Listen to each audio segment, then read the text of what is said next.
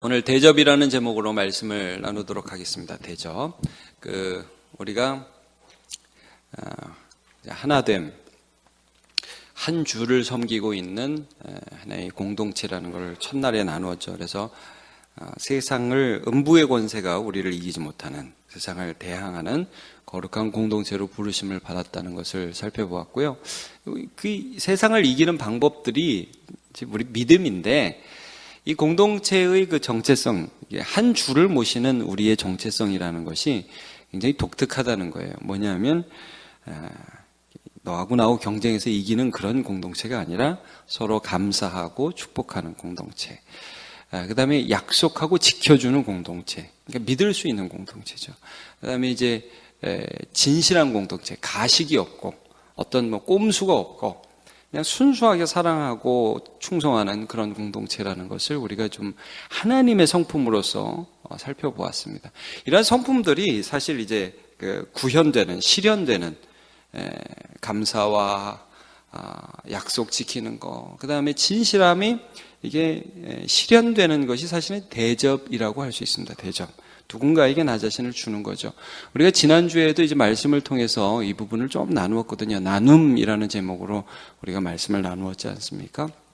내 것을 누군가에게 주는 것이 이게 예수 믿는 사람들의 하나됨 안에 빠지지 않고 등장하는 겁니다. 그래서 우리 교회는 누가 밥을 사주면 뭐라고 그래요?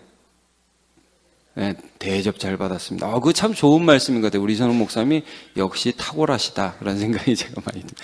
대접을 잘 받았습니다. 저 맨 처음에 밥 잘 먹었습니다 그랬다가 혼났어요. 대접을 잘 받았습니다, 그렇게 얘기하라고 그래가지고. 그래서 이 참 대접을 서로 한다는 것이 크리스찬 공동체에 빠지지 않는 참 중요한 것입니다. 근데 좀 그 의미를 더 깊이 좀 살펴봤으면 좋겠습니다. 성경에 보면 이 대접 앞에 꼭 하나가 더 붙습니다. 무슨 말이 붙냐면 손대접이라고 얘기를 합니다. 말씀을 합니다. 그래서 저는 처음에 그게 손으로 하는 대접인가? 그렇게 생각을 했는데 이게 아니라 손님 대접이라는 뜻이죠. 자, 우리 한번 로마서 12장 13절을 보도록 하겠습니다. 그렇죠? 시작. 성도들의 쓸 것을 공급하며 손 대접하기를 힘쓰라. 자, 그 다음에 히브리서 13장 2절 시작. 손님 대접하기를 잊지 말라. 이로써 부지 중에 천사들을 대접한 이들이 있었느니라. 이런 말씀이 있어요. 자, 여기서 이 손님이라는 게 어떤 건지 조금만 더 살펴볼게요. 이 성경을 기록하셨던 당시의 손님은 이런 배경이 있어요. 뭐냐면 예수를 믿는데 환난을 당해서 떠돌이하는 생활을 하는 사람들이 있었어요. 이제 예수를, 신앙을 지키기 위해서. 요즘 이제 우리는 그런 것들이 많이 없지만 그래도 지금도 핍박받는 곳에는 그런 사람들이 있어요. 신앙 지키기 위해서 떠돌이다니는 그런 사람들을 이렇게 맞아들이고 받아들이는 거예요. 또 두 번째는 어떤 의미가 있냐면 순회 전도자들 있죠. 이제 우리가 어릴 때만 해도 그런 분들이 계셨어요. 목사님 중에 시골 다니면서 여기저기 전도하시면서 다니는 거예요. 그런 순회 전도자들. 그래서 여러분 사도들도 성경을 보시면 예수님의 12제자들 보면요, 여기저기 계속 다녀요. 그러면 그곳에 가면 그 지역에 있는 성도들이 그 사도들을 맞이해서 받아들여서 그들에게 이제 대접을 합니다. 이걸 손대접이라고 하죠. 그래서 사도행전 16장 15절에 보면 루디아라는 사람이 바울 사도를 영접합니다. 그와 그 집이 다 세를 받고 우리에게 청하여 이르되, 우리라는 건 바울과 실라, 예수를 전하는 사도들의 무리들이거든요.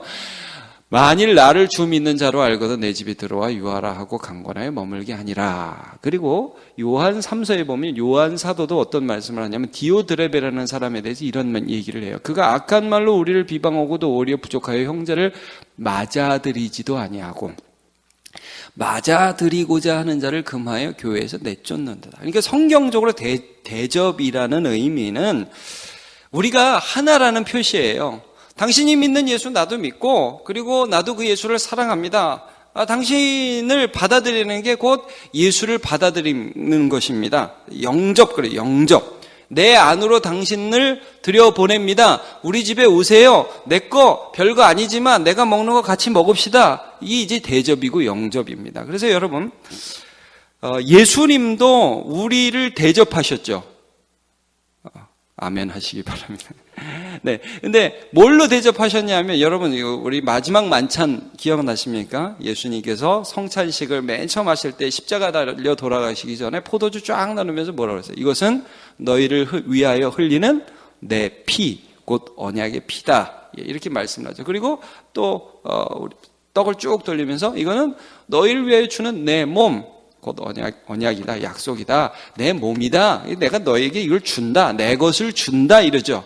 그러니까 너희는 내 안에 오고 나는 내 것을 너희에게 준다. 이게 대접입니다. 그래서 예수님이 요한계시록 3장에 보면 이런 말씀도 하세요. 밖에서 문을 두드리잖아요. 문을 두드리면서 야, 문을 열면, 네가 나한테 문을 열면, 예수님을 영접하면, 예수님을 받아들이면 예수님 뭐 하신대요? 우리 안에 들어와서 더불어서 먹고 마시겠다. 예, 그러니까 우리의 것을 나누어 주는 것이 대접이고 또 이것을 통해서 우리는 하나됨을 확인을 해요. 이거 뭐 여러분 거창한 게 아니에요. 대단한 게 아니에요. 우리 것을 나누는 거예요. 그런데 이 나눔에 있어서 오늘 본문에서 어떤 말씀을 하냐면, 야, 너희 대접할 때 이 하나됨을 확인해서 이게 대접하는데 이게 단순히 거래가 되지 않도록, 이게 여러분 우리가 대접을 할 때 세상적으로 이런 개념이 있어요. 뭐냐면 내가 하나를 주면 그 사람이 하나를 또 줘야 돼. 근데 요 성경적 대접 한번 생각해 보세요. 순회 전도자한테 우리 집에 머물도록 하고 그들에게 뭘 대접했어요. 그럼 다시 받을 수 있겠어요? 없겠어요? 받으려고 주는 게 아니에요. 하나니까 주는 거지. 여러분, 혹시 엄마 아빠로서 애들한테 밥 차려줄 때 내가 이 밥을 한 끼 차렸으니까 나중에 반드시 이것이 돌아올 줄로 믿는다. 이렇게 하면서 주는 부모 있으세요? 그냥 주잖아요. 그러니까 여러분 이게 하나이기 때문에 주는 거거든요. 그래서 오늘 이제 본문에서 어떤 말씀을 하냐면 너희가 잔치를 배설하려거든 가난한 자, 여기 좀 민망한 표현도 있어요. 병신이라고 나와요. 병신이라고. 저는 자, 그런 사람들에게 줘라. 그러면 그 사람들이 너한테 갚을 수가 있다 없다? 없다. 못 갚는다. 근데 그게 네가 복이다 라고 말씀을 하면서 14절 한번 다시 읽어볼까요? 같이 읽어보죠. 시작. 그리하면 저희가 갚을 것이 없는 고로 내게 복이 되리니 이는 의인들의 부활 시에 내게 갚음을 받겠음이니라 하시더라. 자, 내가 준 그 사람이 나중에 부활을 해요, 안 해요? 여기 보니까 부활을 한단 말이에요. 여러분 천국에서 우리한테 고맙다고 하는 사람 많이 나오기를 축복합니다. 이 세상에서 다 못 봤지만 천국에 가서 그 사람이 나한테 고맙다고. 여러분 그래서 거지 나사로가 천국에 가잖아요. 예. 부자가 그거 알았다면 평소에 좀 잘해줄 것을. 근데 이제 이 베품, 대접, 이 세상에서 이것들을 하는 것이 하나님의 뜻이라는 것을 우리가 이제 잘 잊어버리죠. 우리 교회가 무엇을 하냐 하면 어르신 공경이라는 걸 하고 있습니다. 그래서 이 지역에 좀 어려운 분들, 이제 동사무소와 연결해가지고 생일을 맞으면 이제 초청을 해가지고 식사 대접을 하잖아요. 그럼 이제 거기 와보신 분들은 아시겠지만 제가 빼놓지 않고 하는 말이 있어요. 멘트가 있어요. 고정 멘트가 하나 있어요. 뭐냐면 그분들은 꼭 이런 말을 해요. 우리 교회 오시니까 예수님이 오신 것 같습니다. 제가 늘 그래요. 들어보신 분은 알겠지만 제가 왜 그 말을 하냐면 여러분 마태복음 25장에 보면 그 말씀 생각납니까? 지극히 작은 자 하나에게 한 것이 곧 내게 한 것이다. 예수님이 그러시죠.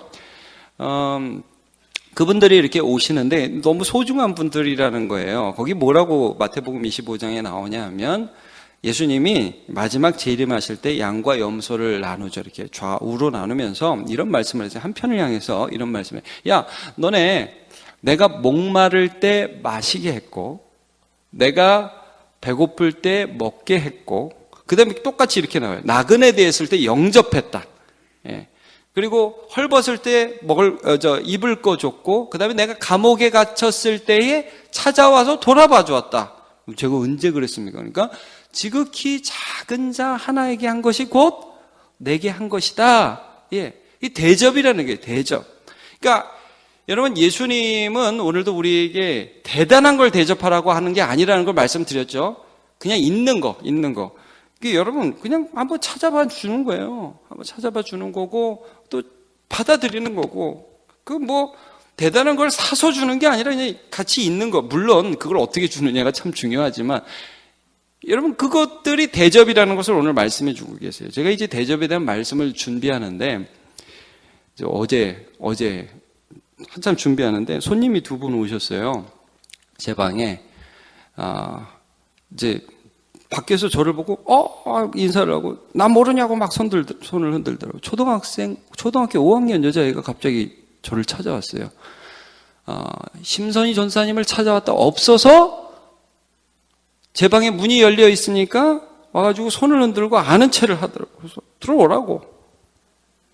저 오늘 말씀 준비했어요. 그래서 초등학교 5학년 여자 손님 2분이 제 방에 오셨어요.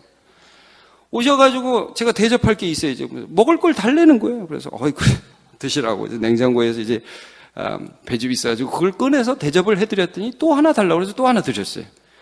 그랬더니 거기서 이제 노시기 시작하는 거예요. 제 방에서 이렇게 뭐 노래 부르고 춤추고 인생 고민 뭐 자기가 하루에 몇 시간 게임을 하는지 막 얘기를 하시더라고요. 그래서 분명히 내가 대접에 대한 말씀을 준비하고 있는데 손님이 오셨단 말이에요. 가라고 그럴 수가 없잖아요. 그래가지고 한참을 같이 인생에 대해서 얘기를 했어요. 넌 어떻게 사냐? 니네 오빠는 어떠냐? 그래서 얘기를 하니까 참 많은 얘기를 하고 가셨어요. 참 어떻게 내가 이런 말씀을 준비할 때. 근데 제가 이제 이런 생각이 든 거예요. 그때 어떤 생각이 드냐면요. 여러분 예수님께 어린아이들이 왔잖아요. 그때 제자들이 뭐 하려고 그랬죠? 쫓아보내려고 그랬어요. 바쁘신 예수님. 제가 그런 생각이, 제가 예수님 믿는 작은 예수로 살아야죠. 아마 그 옆에 우리 목사님이나 집사님이나 권사님이 있으면 분명히 그랬을 거예요. 야, 목사님 바쁜데 니들이 왜 여기서 난리야? 나가 그랬을걸요? 안 그래요?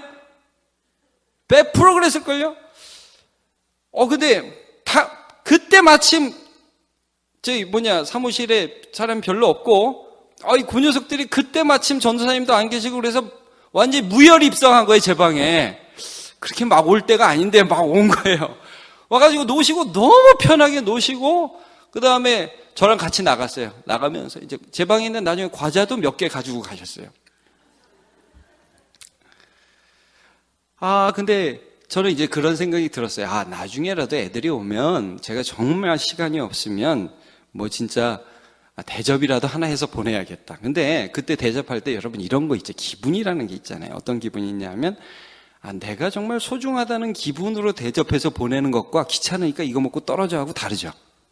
그렇죠?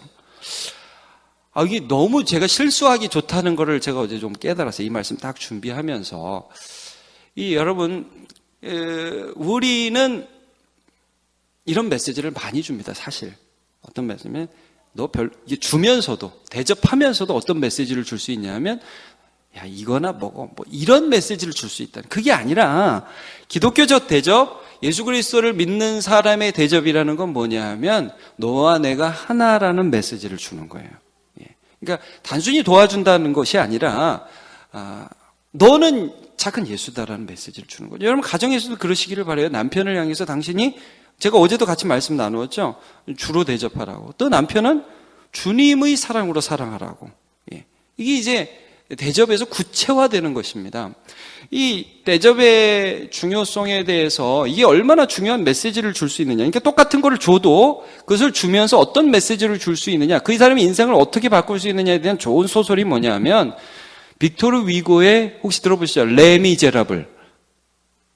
그런 소설이 있습니다. 레미제라블이라는 소설 여러분 다 아실 거예요. 이 장발장 프랑스어로 장발장 이렇게 되는데 이 장발장이라는 사람이 조카가 굶어 죽으니까 그 사람을 조카를 위해서 빵을 하나 훔쳤다가 감옥에 가가지고 19년을 복역합니다.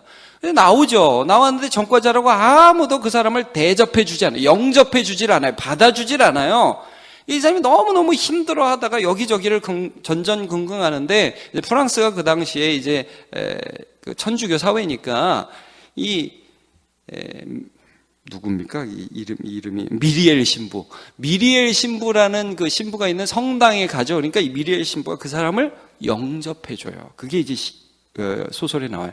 영접해가지고 같이 음식을 먹고 잠자리를 제공하는데 이 장발장이 너무너무 힘든 생활을 사니까 이제 나가면 어떻게 할 수가 없을 것 같은 불안감이 드니까 거기에 있는 식기들을 도둑질을 해가지고 그 밤에 도망을 치죠. 도망치는데 나가자마자 경찰한테 잡힙니다. 그러니까 딱 보니까 이 성당 거를 아니까 경찰들이 잡고 미리엘 신부 앞에 딱 데리고 왔단 말이에요. 그리고 무릎을 꿇리고 이놈이 도둑놈 맞죠?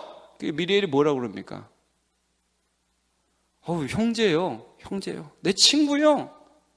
여러분 내 친구요. 그러면서 아니 여기 은초대 2개도 줬는데 왜 이건 안 가져갔습니다. 이렇게 얘기를 한단 말이에요. 그러니까 이 장발장이 거기서 처음으로 죄수 취급이 아닌 형제 취급을 받은 거예요. 이게 그 사람의 인생을 완전히 바꾸어 놓아서 나중에 어떤 삶을 살았느냐에 대한 아주 긴 여정에 대한 그런 말씀입니다. 그러나 이 장발장에 대한 이 레미제라블, 불쌍하고 연약한 이 사람들에 대한 이 소설에서의 핵심적인 것은 대접이 대접. 그 사람을 대접했을 때 그 사람이 어떤 메시지를 받았는. 그래서 여러분 장발장이라는 그 소설과 그 뮤지컬을 보면요, Who am I? 나는 누구인가? 라는 질문이 계속 나와요. 나는 누군가? 나는 죄수? 나는 장발장? 나는 훔친 사람? 이게 난가? 아니다. 그 사람은 나를 그렇게 대우하지 않았다. 그래서 나는 다른 인생을 살아간다. 그래서 코제트라는 한 여자를 입양하게 되고 그 여자아이가 이제 나중에 행복하게 되는 것까지 책임지는 인생이 되죠. 여러분, 감사한다는 거, 사랑한다는 거, 대접한다는 거 어렵습니다. 사실 어렵습니다. 아니, 다 장발장 같으면 우리가 맨날 대접하며 살죠. 근데 대접하면 뭐 이런 걸 주냐 그러고, 감사하지도 않고 화내고 이런 사람 참 많이 있습니다. 그러나 그럼에도 불구하고 여러분 이거 믿으시기 바랍니다. 하나님이 우리의 대접을 사용하십니다. 사용하셔서 세상은요, 이게 기분 나쁘게 준단 말이에요. 줘도 이게 너와 내가 하나가 아니라 나는 너보다 낫다 이런 의미에서 주는 거고, 우리는 줘도 너와 내가 하나다라는 그런 마음으로 주는 거예요. 이건 굉장히 다른 거예요. 이게 대접이라는 거예요. 예. 얼마 전에 우리가 본 그 영상에 김건희라는 사람, 예수 믿는 청년 김건희라는 사람에 대한 영상을 우리가 한번 본 적이 있습니다. 여러분, 영상에 보면 그 사람이 이제 노숙자를 많이 돕고 하는데, 그 사람은 사실 극단 대표입니다. 극단을 오랫동안 했는데, 한 2년 전부터 극단 대표인데 단원도 자기밖에 없대요. 근데 이제 어떤 연극을 하냐 하면, 길거리로 나가서 만나는 사람들한테 이 사람이 뭘 주냐면 이제 귤 있죠, 귤을 주는데 그냥 주는 게 아니라 거기다 그 사람 얼굴을 그려서 줘요. 독특한 일을 합니다. 그러니까 여러분, 사람이 이렇게 가다가 그냥 귤이 아니라 자기 얼굴 그려진 귤 받으니까 기분이 좋을 거 아니에요. 그럼 이제 서로 얘기를 하다가 그 사람의 얘기를 거기서 즉석 공연을 하고 또 강연에 가서 또 여러 사람들의 이야기를 나누는 그런 일을 하는 독특한 사람이에요. 예수를 아주 어려운 공황장애를 극복하고 예수를 믿은 다음에 나눔의 삶을 살고자 애를 쓰는데, 이 사람이 이런 간증을 하는 것을 제가 본 적이 있습니다. 뭐냐면, 저희가 한 번은 전철역에 가는 한 노숙자분에게 이 귤을 선물을 해줬다는 거예요. 근데 그분이 막 우시더래요. 그래서 왜 웃느냐 얘기를 좀 들어봤더니 이렇게 얘기를 하더라는 거예요. 자기가 노숙자로서 항상 밥을 얻어먹는데 이런 생각이 들더래요. 나는 남이 갖다 주는 거를 주는 것을 먹는 짐승이구나, 이런 생각이 들더래요. 남이 주는 거. 그러니까 여러분, 이게 받아먹는 사람 기분 좋지 않습니다. 그렇죠? 제가 뭐 많은 사람들 이분을 통해서 여러 사람들을 통해서 듣는데, 이게 나는 없고 저 사람은 있어서 줄 때 그 받는 기분이 묘하다는 거예요. 결코 좋지 않습니다. 그래서 내가 짐승이다 이런 생각이 들더라는 거예요. 그래가지고 지하철에 죽으러 몇 번을 갔는데 용기가 안 나서 못 죽어서 술 마시고 지금 가고 있었다는 거예요. 가는데 여태까지 받아보던 거하고 좀 다른 걸 귤을 받았다는 거예요. 귤을. 근데 이제 뭐 얼굴도 그려 있고. 이게 소중함이 느껴지는 거죠. 그래서 야, 너 뭔데 나한테 이런 걸 주냐? 그분이 다짜고짜 이렇게, 내가 사람이냐? 난 여태까지 짐승인 줄 알았는데 내가 사람이냐? 사람이죠. 사람이면 살아야겠네? 그러고 울었다는 거예요. 그래서 그분을 살렸다는 거예요. 이거 하나로. 이게 살린 거겠어요? 예수를 나눈 거죠. 여러분, 항상 나눈다는 거는, 예수를 나눈다는 거 저번에도 말씀드렸죠. 그러니까 물질은 포장지예요. 포장지고 예수를 나누는 거죠. 이분이 또 그런 간증을 또 나중에 추운 겨울에 식당에서 이렇게 나오는데, 어떤 할아버지가 맨발로 길을 가셔서 그 할아버지 그 집에까지 모셔드리고 자기 신발 신겨가지고 집에까지 모셔드리고 그 방에 앉았는데, 겨울인데도 곰팡이가 막 있고 녹이 슬고 막 그런 집에 들어가 있어서 할아버지 얘기해 보시라고 그러니까, 뭐 인생의 슬픈 얘기들 쭉 하시면서 내가 죽어야지, 부엌에서 칼 가져와 막 이러면서 계속 얘기를 하시더래요. 뭐 난 살 필요가 없다고. 그래서 이분이 여러분 그 영상에도 보지만 젊은데 이제 머리가 없으시잖아요. 30대 초반이라고 제가 들었어요. 그때 뭐 공황장애나 이런 것 때문에 너무 힘들어서 원형 탈모가 왔다는 거예요. 한참 얘기를 듣다가 너무 좌절하는 그 할아버지 앞에서 모자를 벗었대요. 그러니까 젊은 사람이 모자를 벗으니까 머리가 없으니까 갑자기 이 할아버지가 어이가 없어서 웃기 시작했다는 거예요. 그래서 아니 왜 자네는 머리가 없어? 예, 저도 고생을 그 마음에 옛날에 근심이 많았는데 머리가 없어요. 그러니까 막 웃고 얘기하기 시작했어요. 그래가지고 그 할아버지하고 친해져서 그 집 고쳐주고 그다음에 그 할아버지 조금 자기가 있는 거 조금씩 돕고 그러니까 나중에 이 할아버지가 뭐라고 하냐면 사람들한테 얘가 내 아들이라 그러더래요. 얘가 내 아들이라. 그러니까 여러분 이게 마음이 전달하는 사람들의 마음을 나누는 거죠. 여러분 예수님을 드러내시고 그가 한 가족임을 하나임을 드러내는 대접을 하시기를 축복합니다. 받으려는 대접이 아니라 하나라는 메시지를 주는 대접을 하시고 또 우리 교회가 그 일들을 해야 됩니다. 이건 교회만 할 수 있는 일입니다. 적선, 자선이 아니라 당신이 소중하다는 메시지를 전해주는 것이 그것이 나눔이며 그것이 대접이라는 것을 우리 잊지 말고 실천해가는 저와 여러분 되시길 축복합니다.